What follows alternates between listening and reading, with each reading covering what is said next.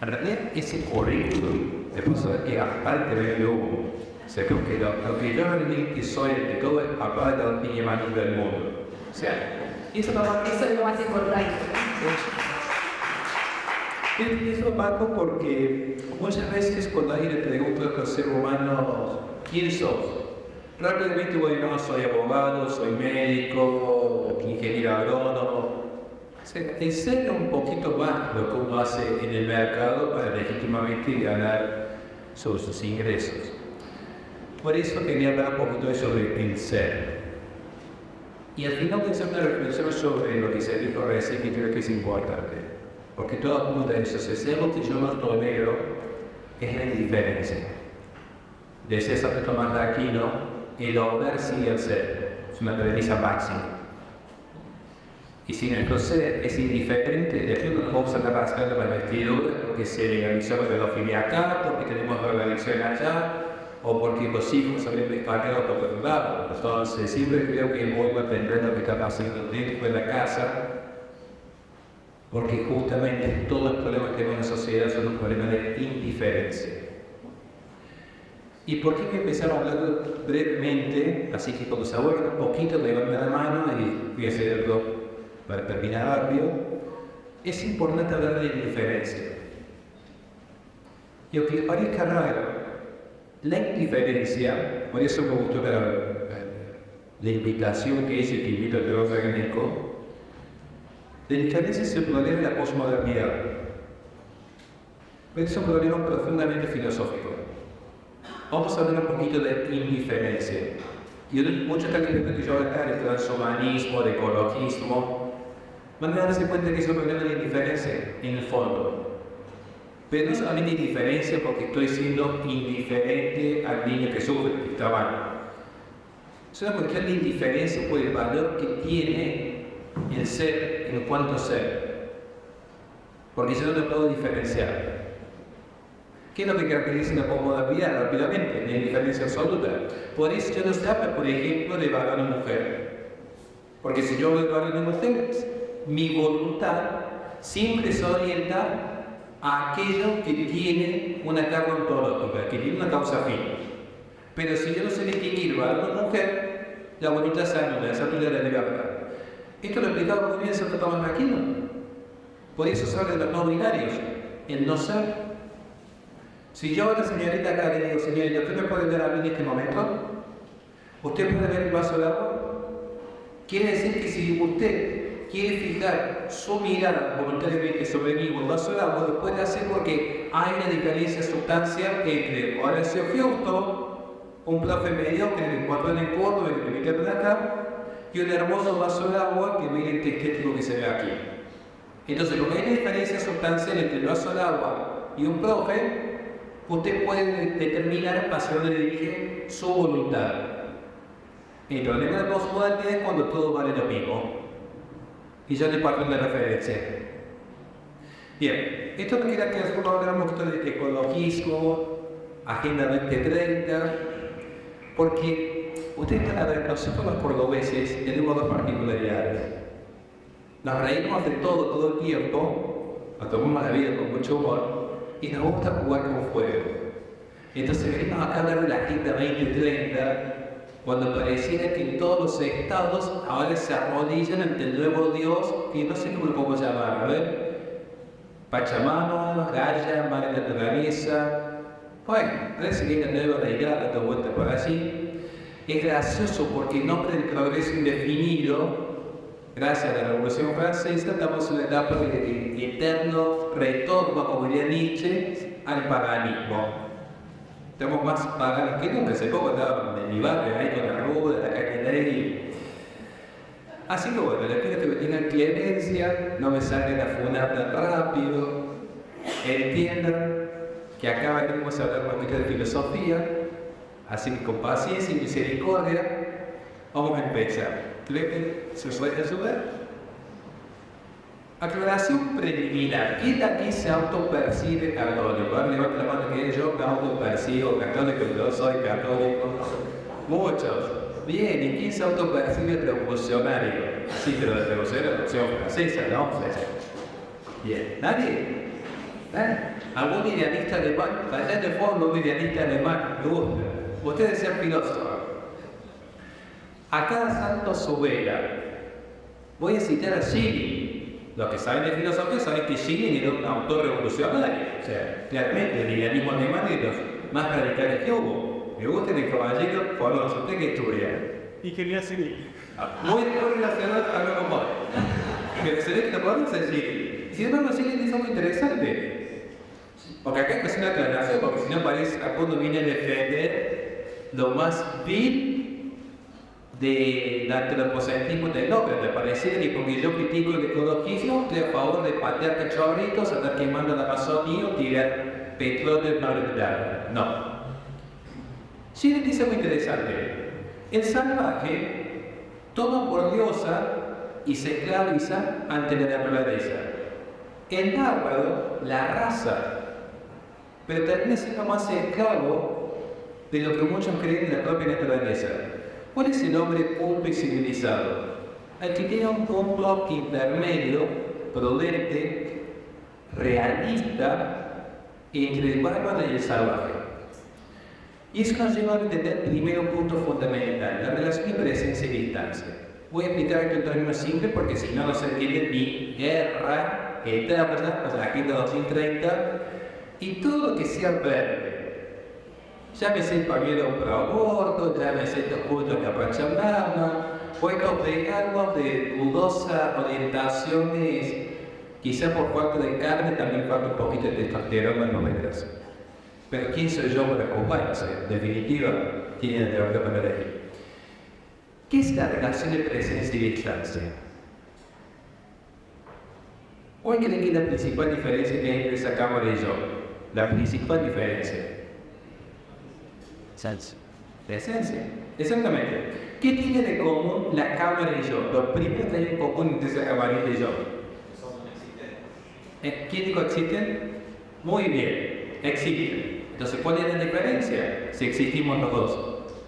El modo es. El modo de ser. Muy bien, doctor Mestre, el doctor, no sé si yo siempre lo referencia, el doctor Escalacio. Yo empecé esta batalla, lo digo ahora públicamente, yo empecé esta batalla porque tuve la honor de conocer al doctor Escalacio hace mucho tiempo, una larga historia, y el primer libro que yo pude ver se llama Crear la cultura de la vida. Y es un libro que me acompañó en todas las giras que yo di por todos los países, porque fue donde yo inicié en este ámbito. Tenemos que entonces que la cámara y yo tenemos algo en común, existimos, pero hay algo que nos diferencia, la esencia. En filosofía, la esencia no es solamente lo que determina qué es aquello que es. La esencia, y presten atención a que estén tomando notas, o sea, nadie, me gusta. O de la típica alumna que ya se va con 3 puntos en el examen. Porque yo en mis alumnos soy muy proselitista con mis alumnos. O sea, mis alumnos de la universidad, al que le cuesta un poquito, pero veo que le pone toda la onda, esa prueba siempre. Al que le veo que es medio bajo, créeme que normalmente se cambia, no sé por qué. La esencia. La esencia no es solamente lo que determina qué es lo que es. Limita el acto de ser. Y escuchen bien, la esencia es un límite en la potencia del acto de ser. Resumir de manera simple. Pregunta para los católicos que están aquí, los que se perciben católicos, hermanos queridos. ¿Cuál es el único ser que no está limitado por su esencia? Dios. Dios. Interesante. Porque entonces, si Dios es el único ser infinito, ¿qué significa infinito? Que no tiene ni cosa. Sí. Que no tiene fin. Por lo tanto, yo siempre diría que Dios no existe, porque Dios es. Muy bien. Ahora, ¿nosotros existimos, sí o no? ¿Tenemos o no tenemos un fin? Exactamente, somos criaturas finitas. ¿Qué pasaría si yo pierdo mi esencia, pero existo? ¿Cómo quedo? ¿Cómo pudo? ¿Cómo pudo padecer?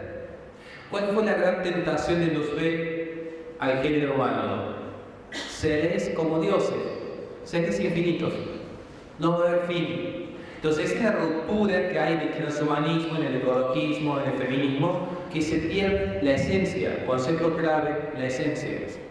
Porque la esencia, cuando opera mediante un concepto fundamental, y ahí estamos viendo la Agenda 2030, la forma. Todo lo que existe, en tanto que no es poderlo de ser, es decir, la mesa, ¿pueden ver la mesa? Esta botella espectacular, que no creo que nos financie, así que no le vamos a hacer publicidad en este momento. Este micrófono, el doctor Vescalo, mi amigo Vescalo, todo lo que existe composición. Composición en cuanto que acto de ser más esencia. Y nosotros que tenemos la existencia material, existimos de manera biomórfica, es decir, materia más forma.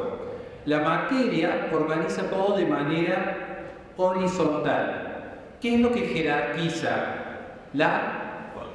Muy bien. Ejemplo para que lo puedan ver. ¿Alguien leyó Pinocho? Pinocho era materia prima pura, madera. En el vicio, como explica Santo Tomás de Aquino, se degrada como un animalito.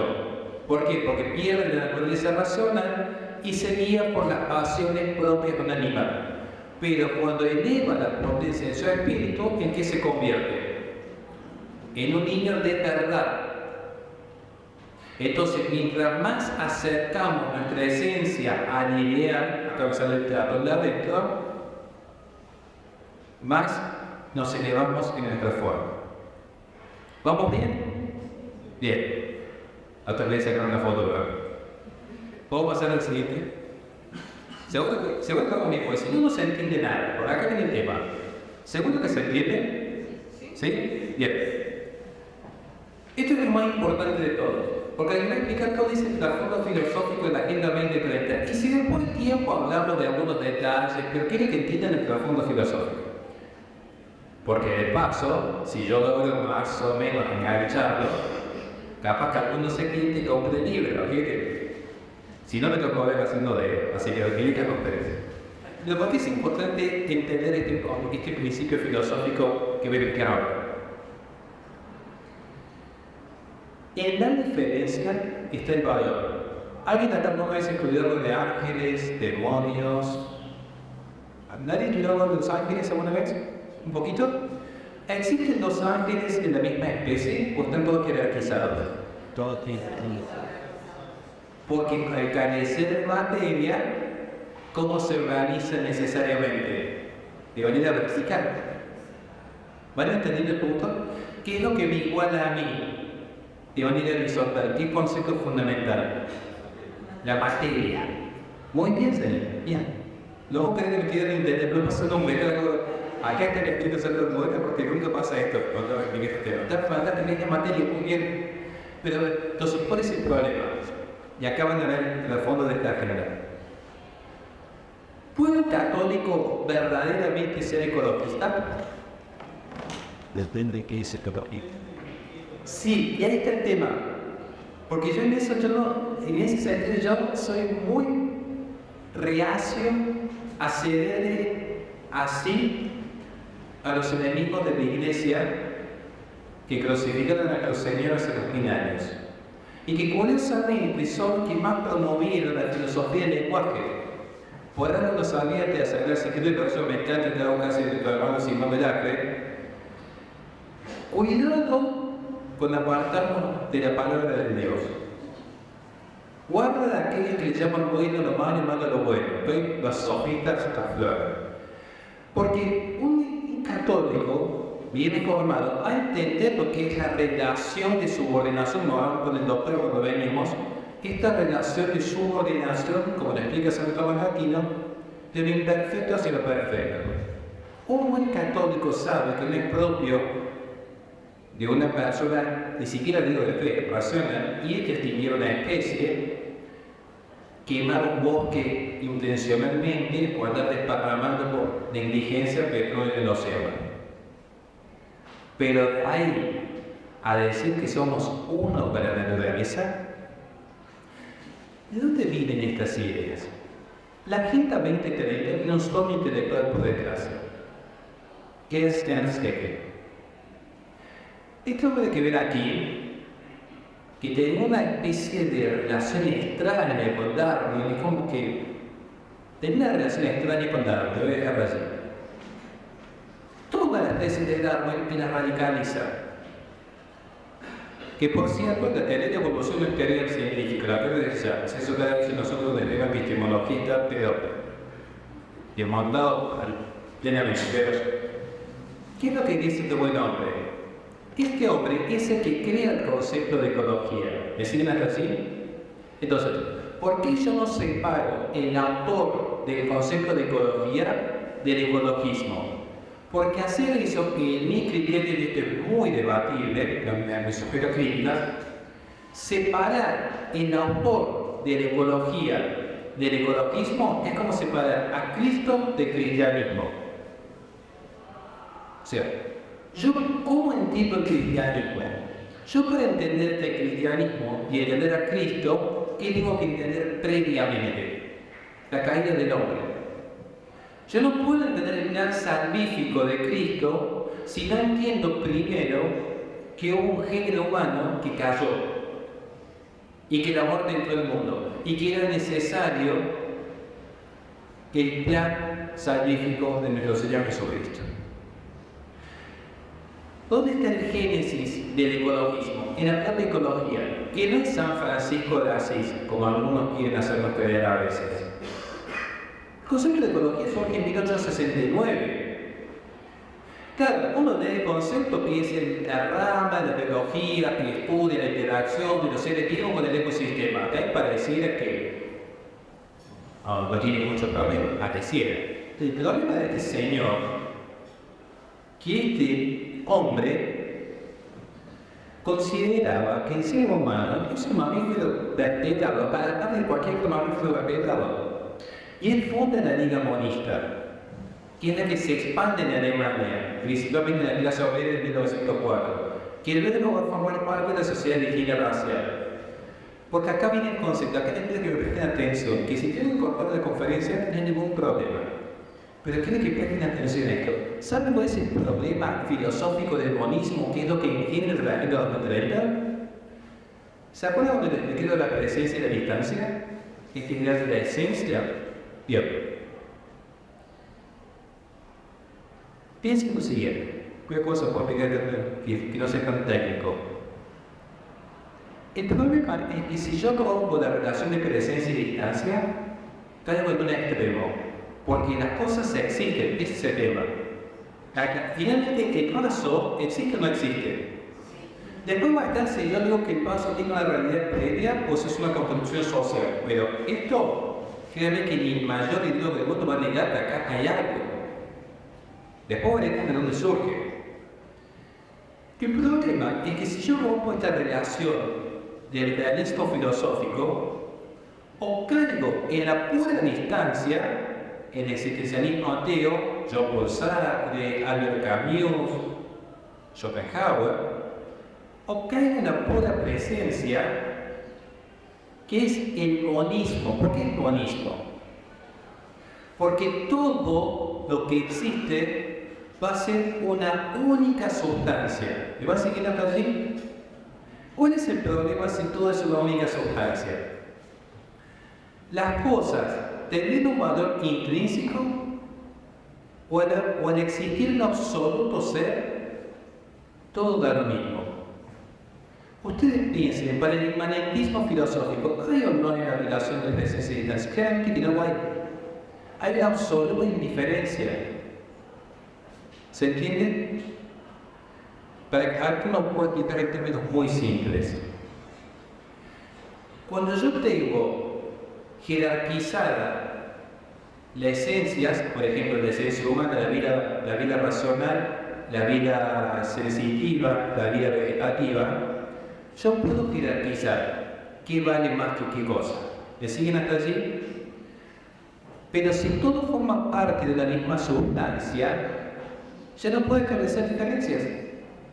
Porque es toda una masa amorfa, ya no es forma, es una masa amorfa. todo pasa a valer exactamente lo mismo.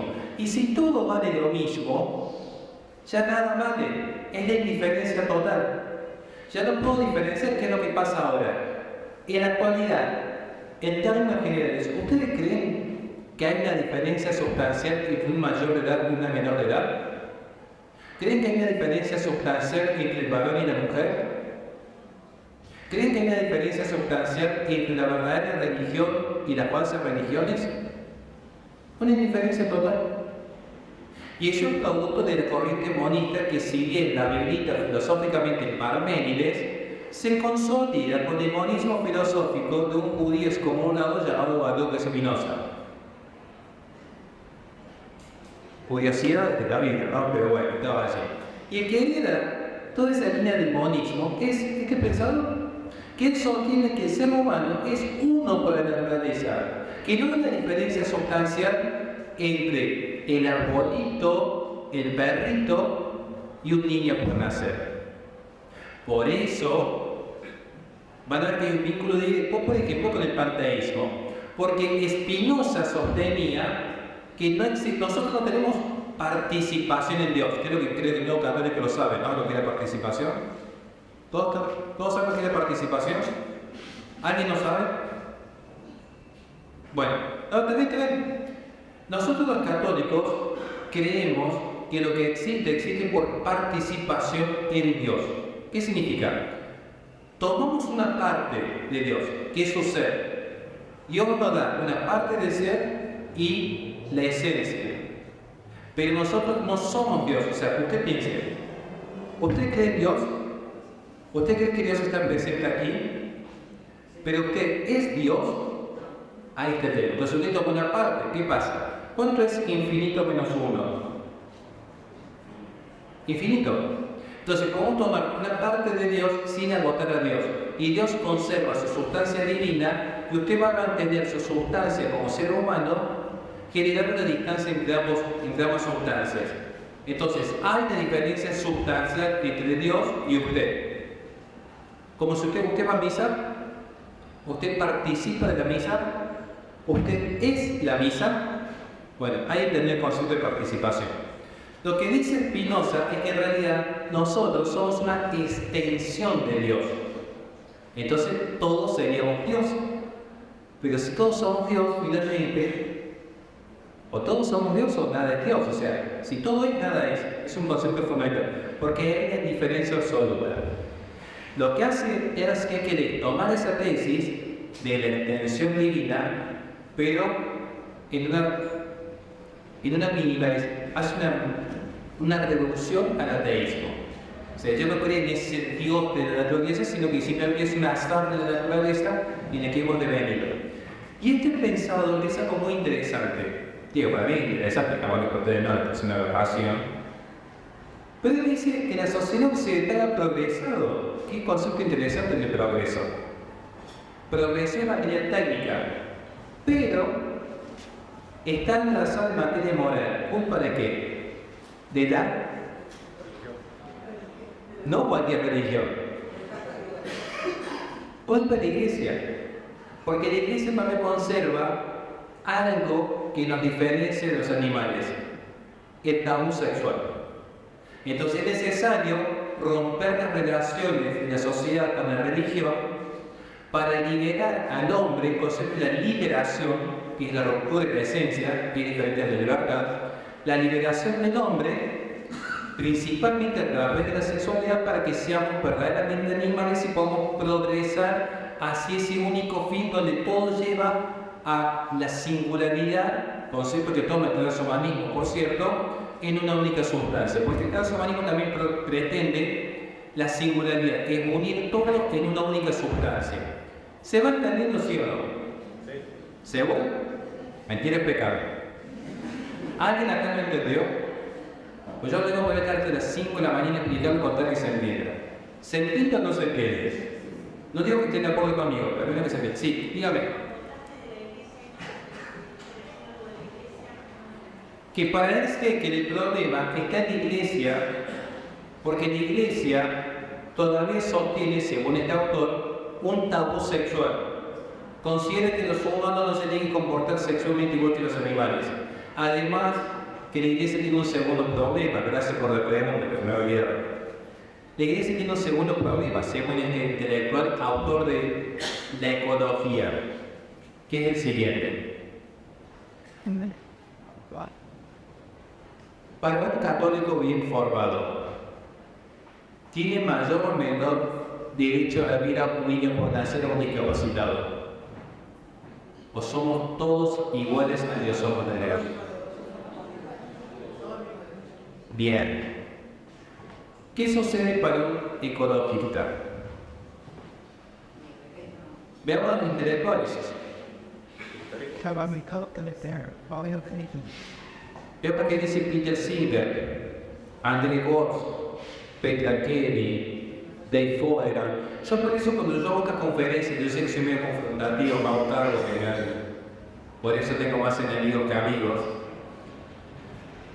Siempre digo, el que quiera compaginar el ecologismo con el cristianismo, que me traiga un solo intelectual del ecologismo que en algún punto haya estado a favor de la vida humana en todas sus expresiones.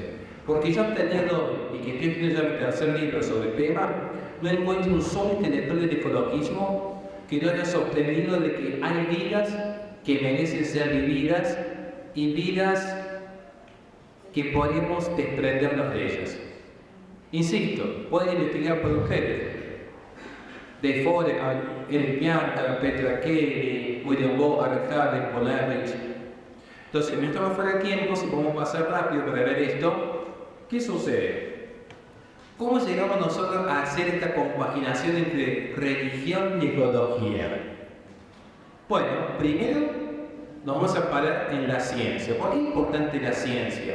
A ver, levante la mano. ¿Quién la casa autopercibe de izquierda? Bueno, en México la cosa no me pasa. Bueno, ¿quién se autopercibe acá de derecha? Ah, bueno, bien. Algunos no, tibia.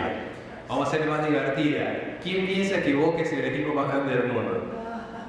¿Y River? Jaime Rosario. Ah, cierto, Rosario Central. ¿Quién de Rosario Central? ¿Quién son Boys? Miren cómo se empieza a dividir. ¿Quién piensa que es mejor fomentar un sistema más tendiente de libre mercado? Algunos. ¿Quién piensa que el Estado tiene un rol más activo y participativo dentro de la economía? Bien. Bien, luego en filosofía no hay que tener respuesta incorrecta o correcta, se ve que es mucha libertad acá. ¿Quién piensa que 2 más 2 es 4? Yo lo pienso, sí. Claro, o sea, ahí está. Pero en este punto, si yo le hablo de conocimiento científico, si yo le digo, a ver, ¿quién considera que el calor viene de los metales? O sea, ¿por qué? Porque si es conocimiento científico, se genera el consenso general. Y esto se vincula, aunque acá me voy a excomulgar, téngame piedad, padre, por favor, por lo que voy a citar ahora. Pero hay un autor que es un francés, y como muchos franceses un poco rarito, teniendo mucho medio extraño con los menores, Michel Foucault. Pero que van a ver que los peores degenerados son capaces de decir grandes verdades. Porque acá está como el poder va construyendo verdad en el discurso público. ¿Por qué? Si yo digo que 2 más 2 es 4, ¿estarían de acuerdo conmigo, sí o no? Bien. Pero si yo digo que 2 más 2 es 5 o 20, ¿qué dirían rápidamente? Si yo digo que el cielo es verde. Daltónico. Hacemos otro punto más. Hacemos. Ahí. Ya puede entrar más intervenciones. Este proyecto de control demográfico, muchos creen que empieza en el 74. Y ya era tarde, en el 74 ya era muy tarde. El proyecto empieza en el 1899 con Ernst Haeckel en los círculos de Alemania, que empieza a profundizarse en el desarrollo de la comunicación en aquel momento, comunicación académica, hasta llegar a los espacios científicos de control demográfico.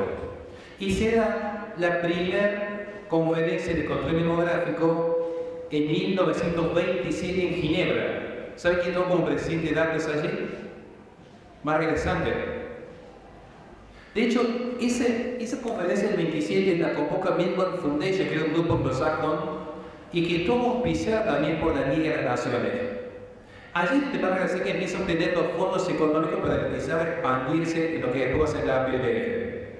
Y eso nos va a llevar incluso a tener, posteriormente con la ONU, aparece Roma en 1954 con Julian Huxley como rector, del año 1965, estoy apuntándome lo más que puedo, que se crea el Fondo para las Poblaciones. ¿Son todos de Argentina acá? ¿Sí?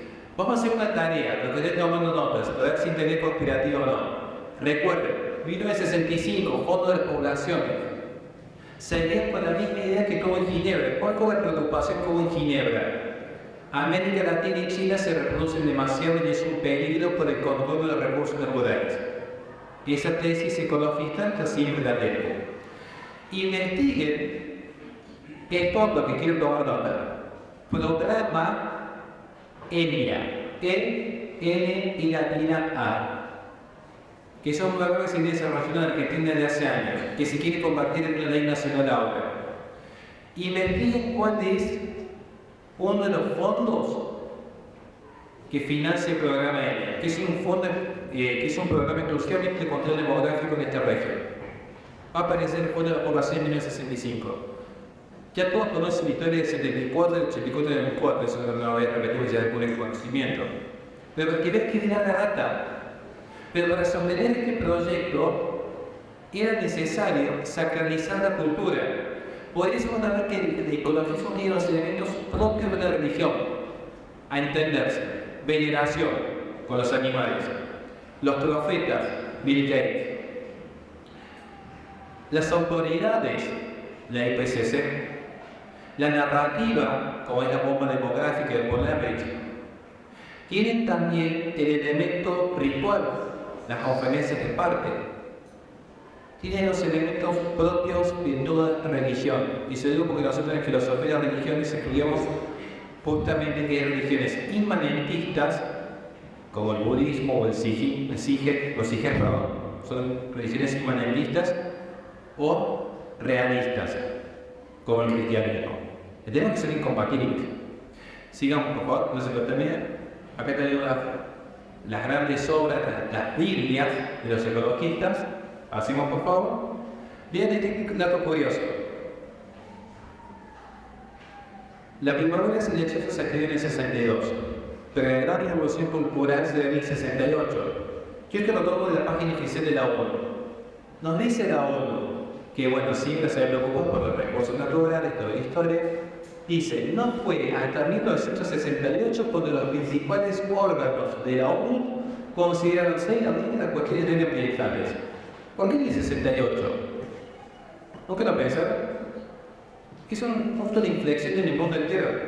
Porque cuando Occidente se quiebra, algunos filósofos, en mi caso, piensan que la posmodernidad empieza en el 68. Yo en 1904, pero no les explicar. Pasamos con Talena. Vamos a ver entonces que se ve una articulación global entre metas capitales, burocracias, el Partido Comunista en China, que es el principal benefactor de la transición energética, eso me llevaría a esta conferencia, las ONGs, pero quiero terminar con un mensaje esperanzador. Bueno, pasemos que se nos va a mañana. Estos son los 17 objetivos de los israelíes, solamente hay dos objetivos 5, igualdad de género, derechos sexuales reproductivos, la ciudad de 15 minutos, las transiciones energéticas, que los recursos naturales deben hacer ahora quedan a merced de la ONU. Cada objetivo mantiene la conferencia aparte, pero, para terminar, hacemos por favor. Bueno, no me conozco ustedes el caso climático. Bueno, este es el profesor. O sea, mira lo que dicen los ecologistas. Claro, como la vida humana no tiene valor, como la vida humana no tiene ese valor intrínseco, tenemos a pensadores como Peter Singer, que dijo que una vaca tiene los derechos a la vida con discapacitado o tenía que nacer. Tenemos a intelectuales como Eric Berger, que sostuvo que un virus tenía que acabar con el 90% de la población mundial, o intelectuales como Desnay que fundaron el movimiento por la extinción humana voluntaria. Por citar algunos ejemplos, Dave Foreman, presidente de Greenpeace y contrabandistas, por cierto, que sostuvo que la vida del oso vale más que la vida humana. Bueno, pinturitas que nos deja aquí el mundo. Pero acá viene el punto, con esto terminamos, y agradeciendo a todos que llegaron hasta el final, que sean los contentos que le vuelve un filósofo mediocre como yo, poder estar aquí compartiendo y transmitiendo lo que uno recibió. ¿Dónde está la resistencia? ¿Dónde está la resistencia? Yo le hago una sola pregunta a ustedes. ¿Están de acuerdo o están de acuerdo que la Agenda 2030 propone básicamente un control de reproducción y un control de la utilización sobre las naciones? ¿Estamos de acuerdo? Bien. Pareciera que la Agenda 2030, al menos filosóficamente, propone que adoremos a la naturaleza, que es una criatura, y no nos reproduzcamos. ¿Pero qué se nos pide de Génesis? Vamos a la palabra de Dios. Y dominar la tierra. Crecer, multiplicados y dominar la tierra. Entonces, con esto me voy. ¿Cómo llevo la resistencia? Al menos lo que llamo la resistencia, no solamente suscribirse a nuestro canal. Pero, ¿cómo hacemos realmente la resistencia, gente? No se trata solamente de decir, yo hice la resistencia porque tuve un montón de hijos, porque eso a mí no me dice nada. Si no, a ver, yo tengo una pelota de básquet en casa y no por eso soy Ginóbili. No siguen diferentes. Esa es la principal resistencia. Tenemos que volver a ese principio fundamental que nos hace propiamente humanos. Que si tenés a alguien necesitado a tu lado, lo ayudes. Alimentando al abrigo, visitando al enfermo, cuidando al anciano, protegiendo al niño, formando familia, siendo un profesional honesto. Es muy simple la resistencia. ¿Saben cómo hago yo la gran resistencia? ¿Usted cree que mi batalla cultural es venir aquí con el debido respeto? Sé que es parte de la autoridad que nosotros hacemos, pero mi gran resistencia es cuando voy los domingos a la mañana con mis hijas, con mi esposa a misa, salimos a misa, nos comemos un asado con los curas, tratamos de ayudar a algún enfermo que no cooperaría, tratamos de mantener buenas amistades sanas, tratamos de comunicar la verdad. Esa es la resistencia, volver a lo que Dios nos pidió, crecer y multiplicaos y dominar la tierra.